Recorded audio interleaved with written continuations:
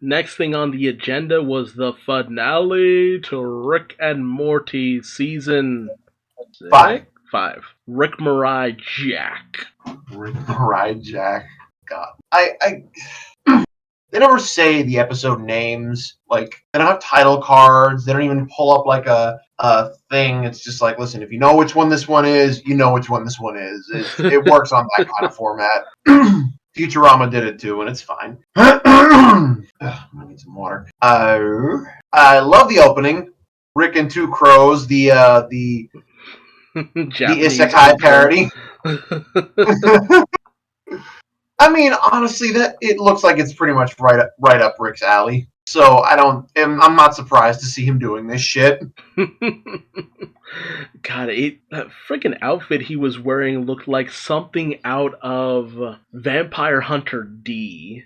Yup, that's exactly what I was thinking. Like, I'm looking at him just like, the fuck kind of anime bullshit you wearing, man? Rick is a fan of Vampire Hunter D, and he will let nobody know it unless he knows he'll never see them again. And if they don't know what it is. But he's an open fan of Voltron. Yeah, which is fucking... Fuck, I don't know. Maybe he wants people to know he's a fan of Vampire Hunter D. Can't tell you. But I have to admit, Morty's whole scheme of trying to guilt Rick just felt... I don't know, it felt a little off to me, because it's just like, Morty, come on, man. You keep complaining about how Rick keeps upending your life left, right, and center, and now you pull this desperate bullshit? It's pretty much a symptom of how unhealthy the relationship is. And, well, Rick is kind of all Morty knows. Yeah, that is true. As sad as it ends up being. But, I mean, I don't know. What did you think about getting all of that plot once we got to the Citadel of Ricks? Woo! That was some plot. That was some deep-ass plot. His crybaby backstory. So first off, I fucking knew it when he had that flashback with the other Rick. Yeah. I knew that wasn't a fabricated memory. It's like, that was way, way too specific. Oh, you're talking about the one with him... Back in season 2. Yeah, when the Crumbopulous whatevers were trying to infiltrate his mind and find out about, what was it? Were they trying to get the information on, like, portal generation or something like that? Yes. They were trying to get that from Rick, and apparently we know that now his whole thing, like, he fabricated the memory after a certain point. So it turns out, what's his face, played by Nathan Fillion. God, Nathan Fillion. I was gonna get it. I swear I was gonna get it. It was on the tip of my tongue. But yes, Nathan Fillion, Bugman. He said you can't do that, but it turns out, yeah, you fucking can if you're smart enough. Yeah, it was Cornelius Daniel. There we go. That was the name. That was his name? Yeah, Cornelius Daniel. Cornelius Daniel. And then the other guy was Crumbopulous Michael. Yeah, they've all got weird names. Fucking Gromflamites. But, I mean, the whole situation between him and Evil Morty and stuff like that, I have to wonder, how did Evil Morty concoct all of this? I mean, granted, there was bound to at least be one Morty who could figure things out on a higher level, but I don't know, a lot of his ways of thinking just goes so far beyond what we see from Morty sometimes. It's just like, well, then again, what we see from Morty sometimes actually does kind of correlate with this. It's not... Here's the thing. We've seen over the course of this series that Morty can pick up on Rick's tricks, the more time he spends with him. So I have to imagine that, quote, Evil Morty has indeed put up with a lot of Rick bullshit for a while, and I have to assume most of these Ricks just kept him at age 14 for, literal years. We've seen that Rick can just do that, so, make of that what you will. I have to imagine that, like he said, you're considered evil just because you're done dealing with their bullshit. He must have really been done with that bullshit, and he must have been put through a lot of bullshit, because he got genocidal at the end. And like, dude, just killing them all off, and it's just like, I His mean, portal was powered by their blood. it was some pretty fucked up shit. Like that shit went from like sci-fi cool bullshit to yo, this is metal as fuck, and I feel like I'm in hell now. But I mean, the confirmation that why he's so distant from his family most of the time comes from the fact that he's not even their actual grandpa Rick or anything like that. It's just like, I don't know. I don't know how to feel about that. But then again, he's ditched Beth's before, as seen in the whole Rick Potion number 9 episode. Yeah. I mean, it's just how he survived all these years. It adds depth to his character, it adds perspective. It doesn't excuse his behavior. He is still a fucking asshole, but I mean, this is what he's done in order to survive and get by, just to find his one-armed man, who, as it turns out, was not fucking McDonald's sauce. So any idiot who acted a fool after that shit must feel like a complete fucking jackass now, and I really hope you do. I really hope you do, because you embarrassed yourself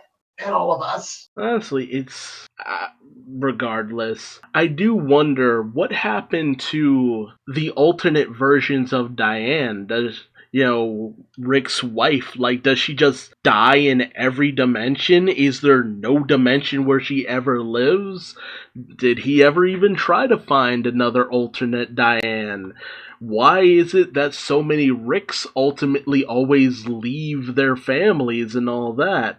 Like, at least for our Rick, it's just like he went on a quest of vengeance because he lost everything that mattered to him, but you have so many other Ricks who just seem to be perfectly fine with abandoning their children.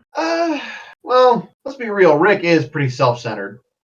So the fact that many of them will just willingly leave their families like that surprised me all that much. I feel like maybe the Rick that we're with, C-137, he went on that quest for vengeance for such a long time that he just didn't want to do it anymore. He wanted to actually have the life that was denied him because, sure, I may have lost it in one reality, but I can still have it in another one. I mean, that's like, I want to think back. I'm thinking back to the first episode where Evil Morty was introduced, where you see Rick looking at a baby Morty and tearing up. Clearly, he cares about his family. It's just he wonders, maybe he doesn't think he can connect with them because technically they're not his. Oh, lots of depth to it, especially now that the central finite curve has been destroyed, meaning that the reality that they exist in, the multiverse that they exist in,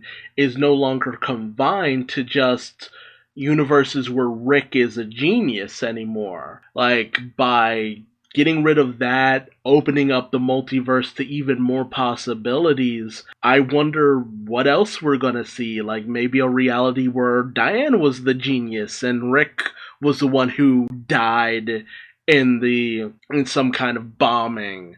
Maybe a reality where Jerry is the smartest person around, or maybe super evil, or some crap like that. I don't know. Maybe a combination of both. Hey, there's a lot of possibilities, and I don't know about you, but I keep waiting for the creators to kind of pull the rug from under us, because they've been so adverse to really solidifying canon before, and this season they went all in on the canon. I'm waiting for the punchline. I'm waiting for the moment where they're just like, none of it fucking matters and you're stupid for thinking it does, or some shit like that. I know that sounds harsh, but it's kind of hard to tell because of the whole Mr. Poopy Butthole thing at the end of the fucking episode. I mean, my God, that man got way too deep and making me think about, like, damn, how good are my relationships with the people around me? And, like, what could I do to maybe make things better? And now I'm just feeling bad about all my relationships in life. So he was talking. I felt like he was talking a little too much to me, and I don't like that. Speaking a little too much truth. Yeah. Oh no, man, it's just, uh, it, I know the season only just ended, but I'm kind of ready for the next one. I don't know. I could use a break after the Mr. Poopy Butthole thing. I'm not even gonna lie. I need some time to kind of just reflect on that and because man, listen, you know how these guys do. Like Dan Harmon, I will not always agree with everything the man says, but god damn it, I think he's a fucking genius writer. Like that is how I feel about it. I am that passionate about it. Okay. Nah, I can feel you on that one. Well, Like I don't like, I can't agree with everything he says, you know, because sometimes like it just seems like he just wants to be the guy who's smarter than everybody else. And okay, I get that. Who doesn't want to be that guy? But other times, I feel like he writes too much of himself in Rick, and this is like an outlet for his self-loathing. I mean, he had a similar character in Community, someone who was too smart for their own good, and how much self-loathing they had, and this, that, and the other. Not to mention, did you ever hear about how at the end of the seasons, well, at the end of each episode, he'd actually have clay sculptures of what was originally him and his wife until they had either it was him and his wife or him and his girlfriend. You'd always see them together sitting on a couch. And then when they had broken up, he had a clay figure at the end of each episode of him sleeping on a couch disheveled. And then he got together with one of the writers on Rick and Morty. And then you see it end with him in a bed with her looking fairly happy. And it's just like, I mean, Dan Harmon putting a little too much of himself in these shows are just kind of his MO at this point. Yeah. I remember the last episode of Community, he had like the whole joke at the end of it was that it was a board game and it was meant to like make you look into your psychology, and he did like the disclaimer, you know, like the game does not actually do this, that, or whatever, but it was just like this really long-winded rant about like I guess he was just going on like a personal rant about like fuck how do I treat my loved ones, am I good to them, why do I escape by doing shit like this, you know, like like I said, he really is putting his demons into his work as much as he's putting like everything else. I feel at the end of his life, when you look at his body of work, it's going to belay a very tortured soul. It's one of those things you really just have to wonder about. Like maybe, once we get to the end of things, it's just gonna be laid all bare, and it's not gonna be pretty. I mean, that's life, so you know it's to be expected. It's not always going to be pretty, but I don't know. Well, on that note, moving on to our next topic, My Neighbor Totoro. Apparently, you've watched it for the first time. Yes. So, I don't actually know if this ever made it out to this. Well, no. Sorry, let me rephrase that. This made it out to the States in 88. Or rather, this came out in 88. So, I was born in 93, so it's very likely that by the time this did make it to the US, I wasn't even born yet. And I'll be the first to tell you, my parents were not, well, they didn't really know the difference between anime, but it seems like parents are against that shit now. But, Totoro just never came up when I was growing up, at least. Anyway, caught it on HBO Max this past week. Very, very adorable, wholesome movie. Not very much happens, but, you know, it's okay, because it's all very, very good to look at.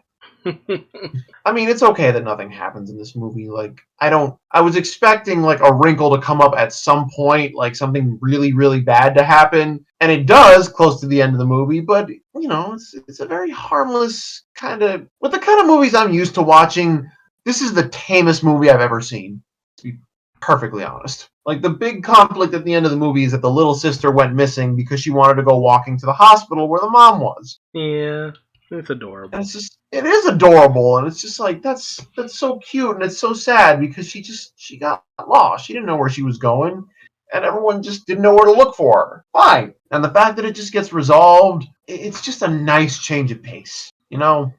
I think Totoro is something you can definitely show your kids, regardless of their age. Yeah, that's the thing about Hayao Miyazaki and a lot of the things that he's worked on. They range from super tame, nice, and lovely to all the brutality that you've seen in Princess Mononoke. Yeah, Princess Mononoke, he really went out on the violence. And, I mean, he's also written for the first and second parts of the Lupin the TV series, as well as the movie The Castle of Cagliostro, which was I think it was the very first film he actually got to direct for. I'm gonna look into that, because I'm pretty sure that's on Netflix. Yeah. At least it was. It's very different look from a lot of Lupin stuff, and again, because it was a Ghibli produced animation, so... But it was like the 60s, right? That was the 70s, actually 1979. Ah. But Castle of Cagliostro has some fantastic animation. Speaking of fantastic animation, Totoro had that out the wazoo. Yes. Like, Totoro is just a visual fucking journey, and I'm sure I don't need to tell you, you've seen it, but, like, anybody who hasn't, you are going to have a very nice... Your eyes are going to have a very nice time. Your brain might get a little bored, but your eyes will be captivated by what you see happening. Like the dream sequence where he shows the seeds growing into that giant tree. Oh. Oh. And that's I want to be able to animate like that so goddamn bad. That's the thing about a lot of Miyazaki productions and stuff. There's always this emphasis put on the relationship between nature and man, or nature and machinery. Like how those things interact, how they can sometimes be volatile towards each other, sometimes how they can impact each other in positive ways. Someone had brought up in a video I was watching about Evangelion how Miyazaki, his stuff had been developed that created Nadia of The Secret of Blue Water, which is something that Hideaki Anno, the creator of Evangelion, had worked on. And a lot of the stress that he went through is what helped him to create Evangelion. And a lot of these guys, you see them put so much of their own emotions within their work that can sometimes bring out the most fantastic animation imaginable. Like, seriously. But at the same time, you just hear these almost tortured stories from them at times. And it just kind of sometimes makes you wonder how much they had to sacrifice in order to get as good as they became. I actually listened to an interview recently with Parker Simmons on some YouTube channel. I can't remember what it was, but I do remember him saying you have to give all of yourself to any sort of passion project, especially if you want to run a show. You have to give it everything you have, because it's basically dependent on you whether or not it succeeds or fails. That kind of pressure can crush somebody's soul, I think. But I think it's also meant to bring out the best in you. And I think Miyazaki was really good at letting that pressure bring out the best in him, or at the very least, enough that he could be happy with it and release it to the public. Yes. Who knows? Maybe in his mind, these don't look half as good as he wants them to. That's actually a good point. It always feels as though he really embraced how things turned out, but he has from anything I've heard from him in regards to this, he has a love for it, but he's also not hung up on it. Like, it's a thing that happened, he was glad that it did so well, but I don't know. It's just... Hayao Miyazaki is this very, almost enigmatic figure when it comes to a lot of things and his thoughts and stuff like that. Like, people love to trot out that quote of his that he never actually said, where it's just like, anime was a mistake. He fucking never said that. No, he didn't say that. No.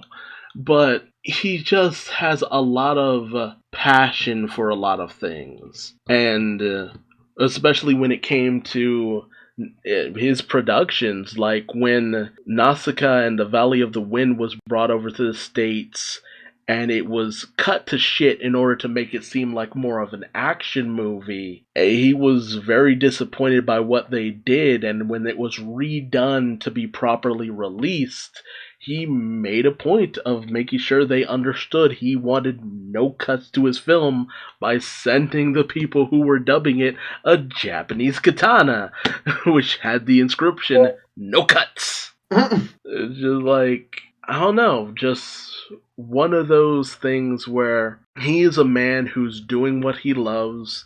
He's still making animated works, like one that's being set to be released soon. What is it? It's called How Do You Live? Which, I mean, it's been almost 10 years since his last film, How the Wind Rises. And this is also based off of a novel, a real world novel. And, I mean, he just loves doing his own thing. Which I respect whole fucking heartedly.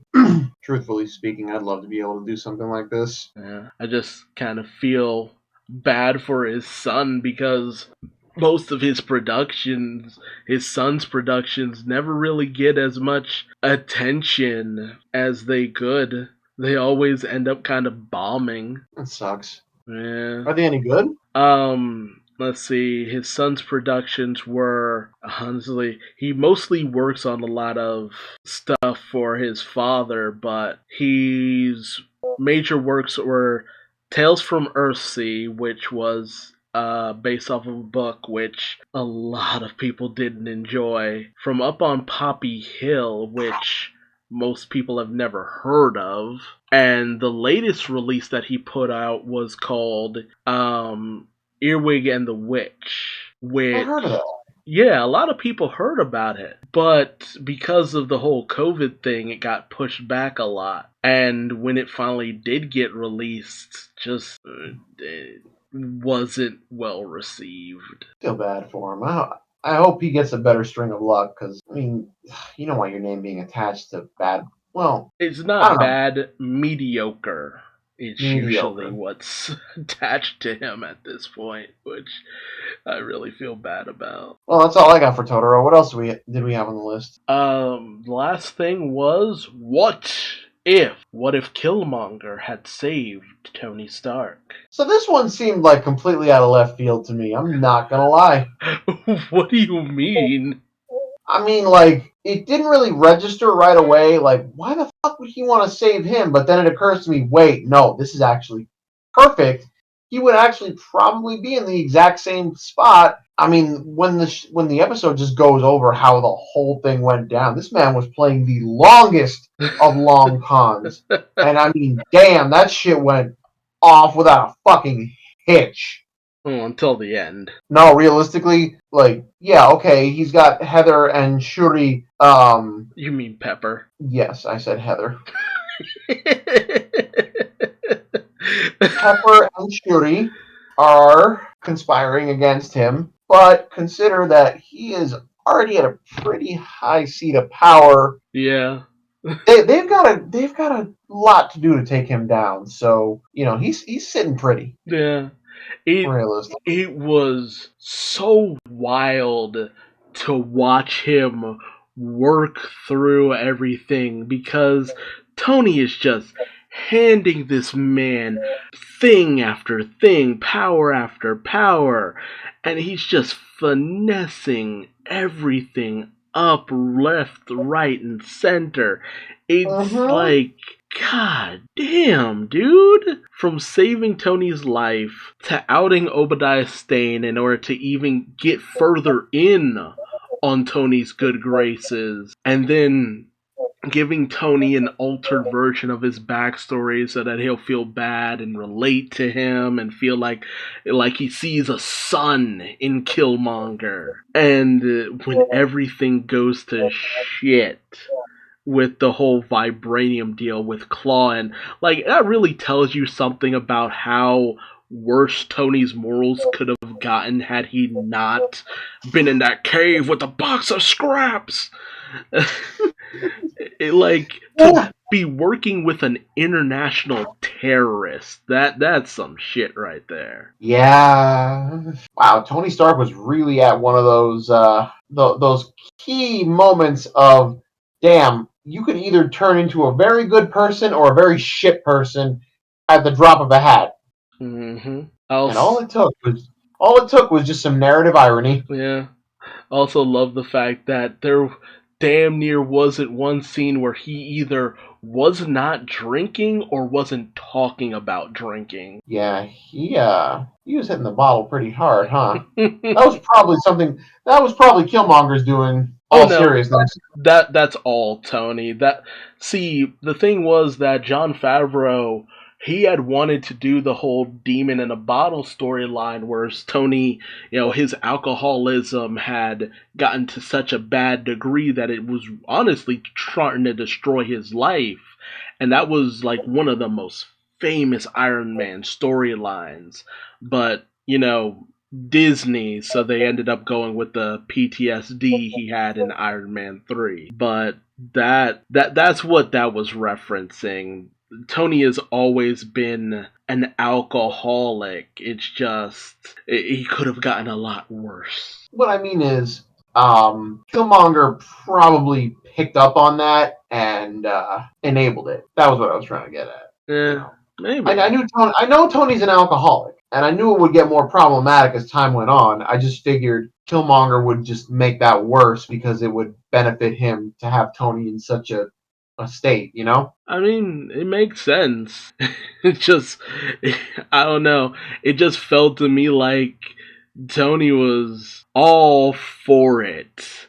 Like maybe if there was a scene where Killmonger had mentioned it to any degree or was actually handing Tony a drink, I don't know. Maybe something that was lost over the course of the short or whatever. But Maybe I'll look it over again. I feel like he was feeding into it. I Because, wouldn't be like, surprised. It would make a lot of sense to do so. yeah, exactly. That's why I'm thinking he did it, because it's just like, listen, he wants to get in this man's good graces, so obviously he's going to tell him everything he wants to hear. So likely Tony says, "Hey, get me a drink." He'll be like, "Yeah, no problem. Here you go, buddy. Here's a drink. Now can you do something for me?" And then we work up to building him a Gundam. I love the fact that they worked in Michael B. Jordan's love of anime into this. Yeah, it's just like, really? What? I like anime. But I love that even Tony Stark knows what a fucking Gundam is. thank God, if you're into robotics to any degree, you damn well better know what a Gundam is. True. But man, the way he took out both T'Challa and Rhodey, that was some brutal shit. Seriously. Like, god damn, Eric. Chill. Like, what was that kill? Gotcha. Oh no. Although I will admit, when he killed Tony, I was just like, wait, how did that kill him? He got him in the shoulder. Well, considering the size of what it went through, the size of the thing that went through his shoulder, I could have punctured a lung realistically, taken out half his lung. Possibly. I don't know. There's something about the way he died just felt a little too. I don't know. Like maybe if it was closer to his chest, I'd feel like, yeah, he's definitely gargling on some blood at this point. But who knows? Hell, it could have, at the bare minimum, nicked his lung and that could have killed him. Yeah. But damn, even playing the two, countries against each other, America and Wakanda, making it look like it was, T'Challa who took out Rhodey, Rhodey who took out T'Challa. The fact that none of Killmonger's prints were on anything is remarkable to me, but whatever.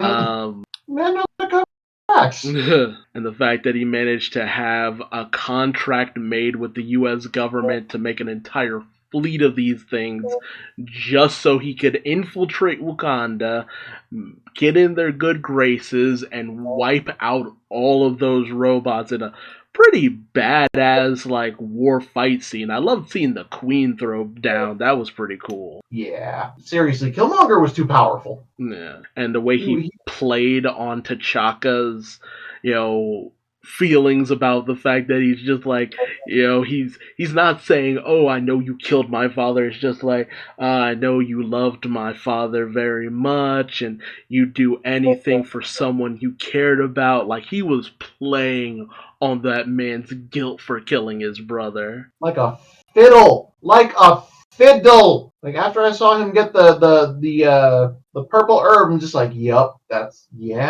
is where this is going.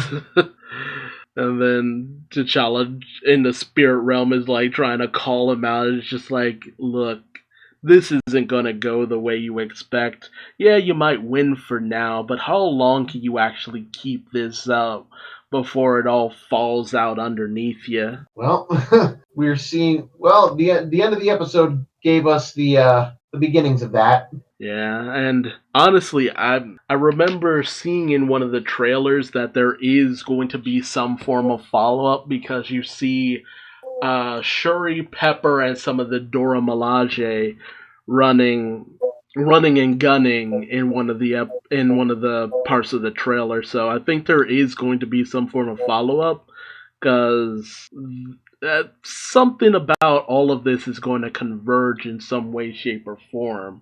I'm just not really sure how it's going to go down. Fair. I guess we'll see. Honestly, I have been enjoying everything I see from What If.